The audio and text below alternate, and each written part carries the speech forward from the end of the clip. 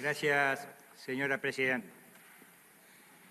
Las palabras que a continuación voy a decir no buscan profundizar diferencias entre uruguayos, no buscan acusar a nadie medio siglo después de producidos los acontecimientos, no buscan culpar ni absolver a ninguna persona, organización o partido.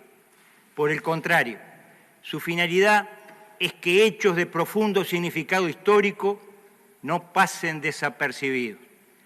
Creemos que este ámbito, el Senado de la República, no debe ignorar estos hechos y a partir de su cabal conocimiento debe buscar contribuir a la pacificación de los espíritus de nuestros compatriotas, único cimiento sobre el cual se podrá edificar una sociedad libre y fuerte, capaz de enfrentar los desafíos que el mundo actual nos presenta. Me voy a referir a continuación a dos hechos históricos relevantes, separados entre sí exactamente por un siglo, que entiendo deben ser vistos en su conjunto para extraer de los mismos su real dimensión histórica. El próximo 15 de abril se cumplen 50 años del día en que la Asamblea General votara que el país estaba en estado de guerra interna. Mucho se ha hablado en los últimos tiempos de la llamada historia reciente, a la que prácticamente se circunscribe a partir de la disolución de las cámaras en junio de 1973 y a los excesos cometidos por la dictadura a partir de entonces. Y prácticamente se ha hecho silencio sobre lo ocurrido en los años previos. Sin dudas, para tener una idea clara de este pasado, para nosotros no tan reciente, es necesario ver los hechos ocurridos en su conjunto. Es necesario conocer el proceso que llevó a la ruptura institucional. Antes que nada, es necesario tener la honestidad intelectual de aceptar los hechos como ocurrieron, sin pretender darle un sesgo para favorecer posiciones políticas del presente. La historia debe basarse en los hechos reales y no en relatos funcionales a organizaciones y partidos que actúan medio siglo después. Y sobre todo, la historia no puede escribirse a pedido de quienes, buscando eternizar la fractura en nuestra sociedad, hacen correr generosamente los recursos para mantener encendido siempre el fuego que ardió hace medio siglo. Y para comprender este periodo de la historia, debemos remontarnos a comienzos de la década del 60, cuando el ministro de Cuba, Ernesto Che Guevara, dijo en nuestro país el 17 de agosto de 1961 que acá no estaban dadas las condiciones para una revolución, debido a la fortaleza democrática de nuestro país. Sin embargo, el influjo de la Revolución Cubana triunfante en enero de 1959 atraía a muchos jóvenes que creían posible replicar el proceso revolucionario en el Uruguay. Y es así que se organizan militarmente pensando en tomar el poder por las armas y comienzan a realizar acciones violentas, asalto al Club de Tiro Suizo en 1962, estamos hablando de una década antes de los hechos que hoy recordamos. Atentado al Bowling de Carrasco, entre otros muchos sonados casos, asaltos a bancos y a privados, secuestros y asesinatos, proclamas, amenazas y comunicados, anunciando la justicia popular ante el accionar de una oligarquía insensible que se denunciaba.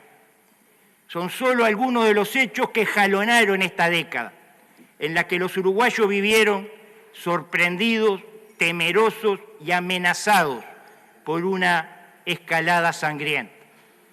Nuestras fuerzas policiales debieron enfrentar este accionar delictivo con su histórica escasez de recursos materiales y humanos, a lo que se sumaba el desconocimiento de algo nuevo en nuestro país, una organización delictiva formada para la toma del poder. En 1967, la Organización Latinoamericana de Solidaridad, la OLAS, conformada por representantes de distintos grupos armados del continente y partidos autodefinidos como revolucionarios, y donde la delegación uruguaya contó, entre otros, con representantes de nuestros partidos comunista y socialista, reunida en La Habana, declara la validez de la vida armada para acceder al poder. Y las organizaciones armadas uruguayas reciben entonces el espaldarazo internacional para continuar sus acciones. Justo es decir que el entonces secretario general del Partido Comunista del Uruguay, Rodney Arismendi, se opuso a la moción aprobada.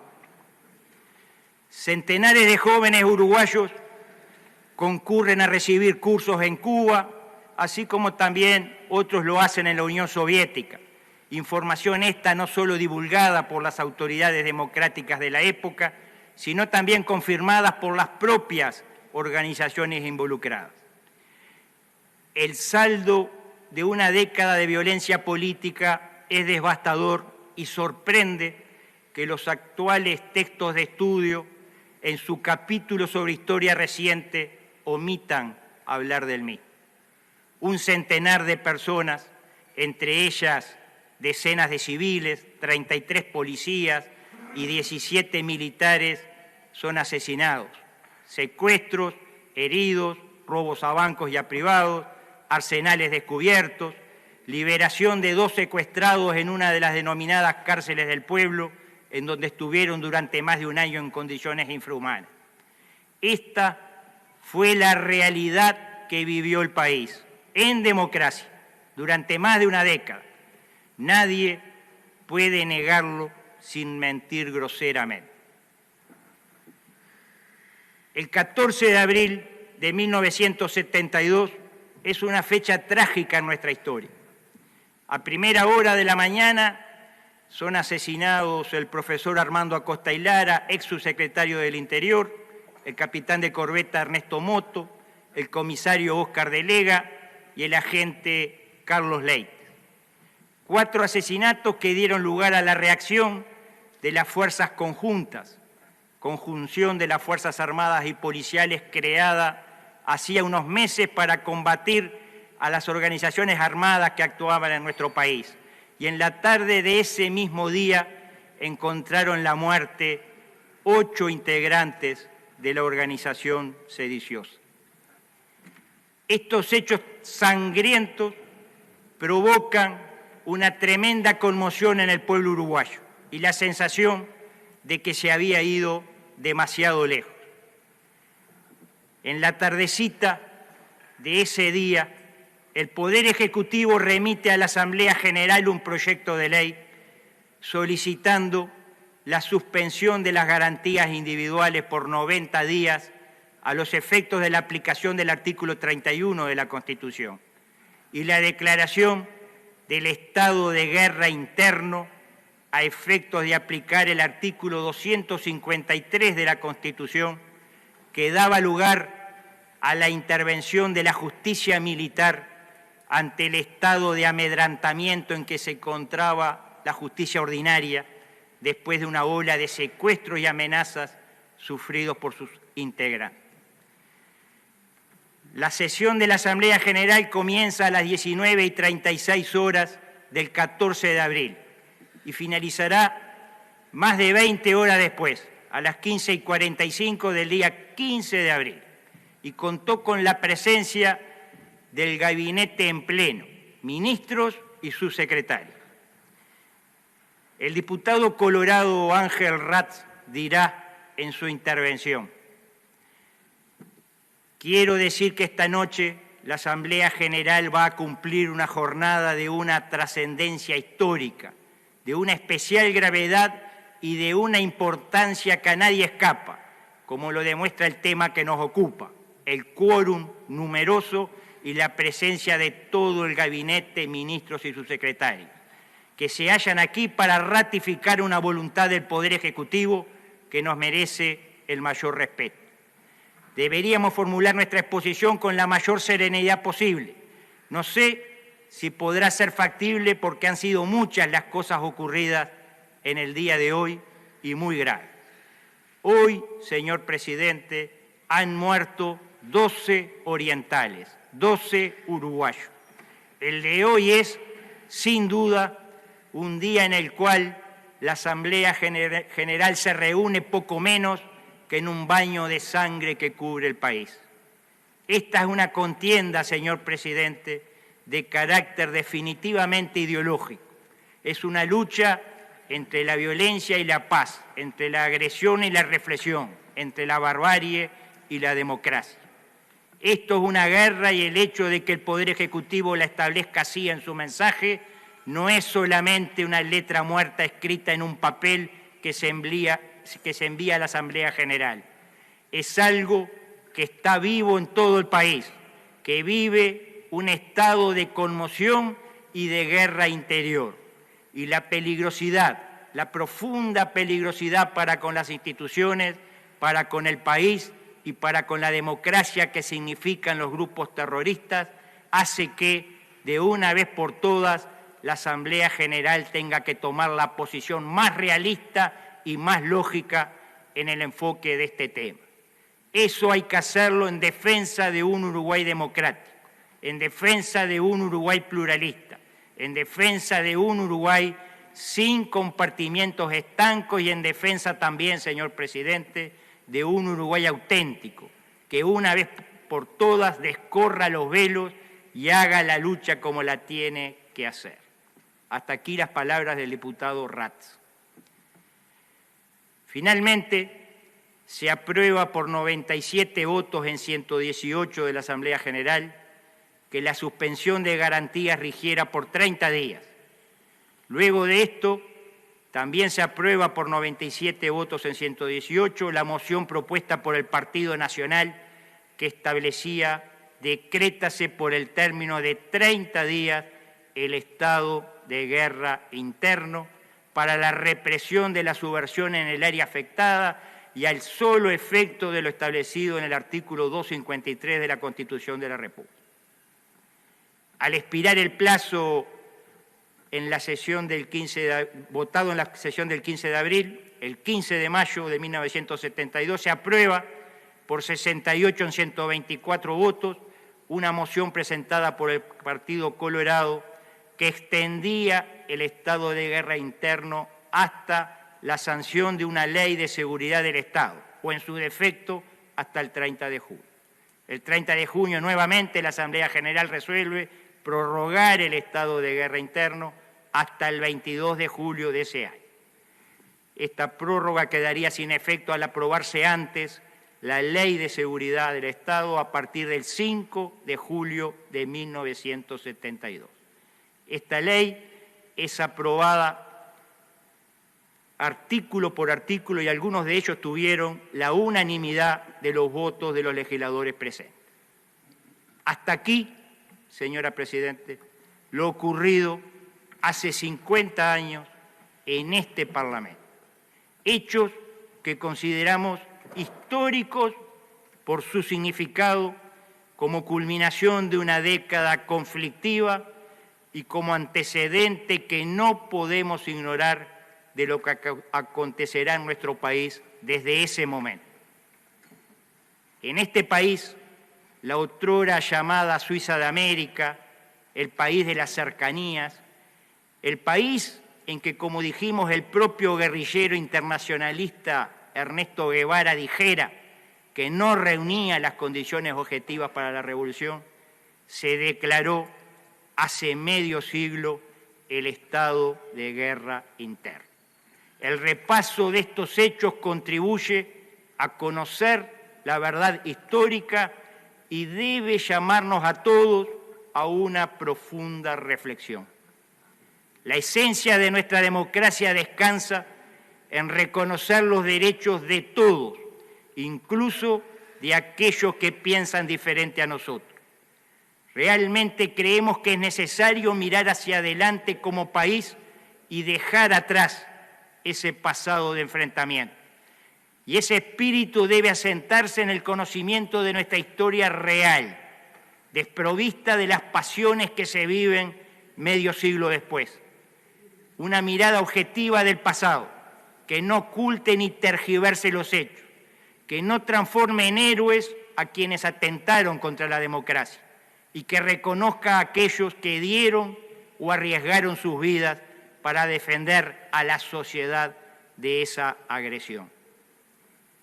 Como hemos dicho, los hechos de abril de 1972 fueron la culminación de una década de sucesos sangrientos que conmocionó la hasta entonces apacible vida de los uruguayos. No aceptamos que se simplifique el escenario limitándolo a dos actores, los agresores a la democracia y los que la defendieron, dejando a la gran mayoría de los uruguayos como simples espectadores. No, acá hubo muchos actores, internos y externos, que apostaron o provocaron o permitieron ese deterioro institucional, a veces con la intención de extraer beneficios que arrimara agua para su molino, otras veces por la notoria incapacidad de medir las consecuencias de su omisión. Acá hubo actores que nunca fueron señalados con el dedo y a los que le caben importantes responsabilidades. La historia mutilada que se cuenta solamente para uso y provecho de ciertos grupos en este país no debe hacernos olvidar que esta decisión de declarar un estado de guerra interno para dar el marco jurídico necesario para la defensa del país contra el ataque deliberado contra nuestras instituciones fue declarada por un parlamento democrático elegido pocos meses antes en elecciones libérrimas. Para que las actuales generaciones alcancen a comprender mejor cómo se ha ido gestando nuestra nación, entendemos que es pertinente recordar hoy otro hecho histórico de profunda significación. Hace hoy exactamente un siglo y medio, el 6 de abril de 1872, se firmaba la llamada Paz de Abril, que ponía fin a la denominada Revolución de las Lanzas, movimiento armado encabezado por el legendario caudillo blanco floridense Timoteo Aparicio contra el gobierno del general Lorenzo Valle. Ese día los orientales decidían mirar hacia adelante mediante un acuerdo en el que los dos partidos beligerantes decidían coparticipar en la conducción pública, otorgándose a los blancos el gobierno de 4 departamentos, 6 de los actuales. De esta forma quedaban atrás los tiempos de odio y división y se zanjaban las diferencias anteponiendo ante todo el interés de la patria. Había sido la revolución que terminaba particularmente sangrienta, con batallas que dejaron centenares de muertes, como fueron las de Sauce y Manantiales. Y en particular quiero referirme a la batalla de Sauce, ocurrida el 25 de diciembre de 1870, es decir, un año y poco antes de la Paz de Abril. El jefe de la fuerza del gobierno era el general Gregorio Suárez, ministro de Guerra, quien al terminar la batalla ordena pasar a degüello a unos 400 prisioneros blancos, varios de ellos heridos. Fue este tal vez el capítulo más sangriento y más negro de nuestras guerras civiles. Quien ordena ese baño de sangre era uno de los principales jerarcas públicos y quienes ejecutan la orden eran integrantes del Estado. Perfectamente se le podría llamar hoy a este hecho terrorismo de Estado. Sin embargo, un año y poco después, hace hoy exactamente 150 años, los orientales supieron dar vuelta a la página. Nos surge entonces la pregunta: ¿cómo, ya terminó, señora presidenta, cómo aquellos hombres fueron capaces de superar un capítulo tan traumático que ensangretó a tantas familias y hoy medio siglo después de ocurridos los hechos que evocamos al comenzar esta exposición, parece imposible. ¿Cuál es la diferencia? Tal vez que antes no había organizaciones internacionales dispuestas a evitar que se supere una etapa de fractura y confrontación entre uruguayos. Tal vez que antes no habían organizaciones dispuestas a lucrar con las desgracias de una guerra. Una vez más, a medio siglo y a un siglo y medio de hechos tan significativos de nuestra historia, entendemos que es hora de reflexionar profundamente y dar los pasos necesarios para superar nuestros desencuentros del pasado, anteponiendo, antes que nada, el verdadero interés del país. Eso es lo que los actuales y futuras generaciones de uruguayos reclaman y lo que debe buscar un sistema político que esté a la altura de la hora que vivimos. En definitiva, que los uruguayos volvamos, como tantas veces, a resolver nuestros problemas sin la intromisión de intereses a los que les sirve el estado de fragmentación que alimentan en los más diversos aspectos de la vida de nuestra gente.